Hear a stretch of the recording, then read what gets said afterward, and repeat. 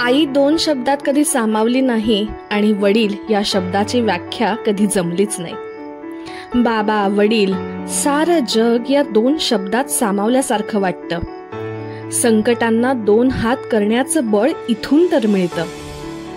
बाबा सतत घराबाहेर का असतात, स्वतःच्या जीवाची एवढी तगमग का करतात याची कोडी कधी उलगडतच नाहीत आणि जेव्हा कळतं तेव्हा त्याचा काही उपयोगच होत नाही। 24 तासातले 20 तास तर ते कामात घालवतात, स्वतःपेक्षा आपली जास्त काळजी घेतात। संपूर्ण कुटुंबाची जबाबदारी खांद्यावर घेत जगणं काही सोपं नाही। खरंच वडील या शब्दाची व्याख्या कधी जमलीच नाही। बाहेरून सतत काटेरी फणसासारखे असणारे बाबा आतून मात्र गोड रसाळ असतात। आपण सुखी राहावं म्हणून जीवाचं रान करत असतात। तुम्ही मोठं व्हा, मी आहे, काळजी करू नका, मी आहे, चल पुढे, मी आहे, घाबरू नकोस, मी पाठीशी आहे, तुला काय करायचंय ते कर ना, मी आहे, बघून घेईन। याचं मोल मोठं झाल्याशिवाय समजत नाही।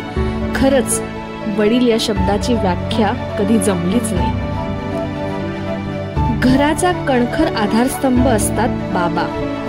स्वतःची स्वप्न अपुरी ठेवून मुलांसाठी झटतात ते बाबा। कसलीच उणीव भासू देत नाहीत ते बाबा। आणि हो, ओझ्याने कितीही थकले तरी ते यत्किंचितही जाणवू देत नाहीत ते बाबा। काय आणि किती शब्दच खुंटात ज्याच्यापाशी। म्हणूनच तर वडील या शब्दाची व्याख्या कधी करताच आली नाही। वडील या शब्दाची व्याख्या कधी जमलीच नाही।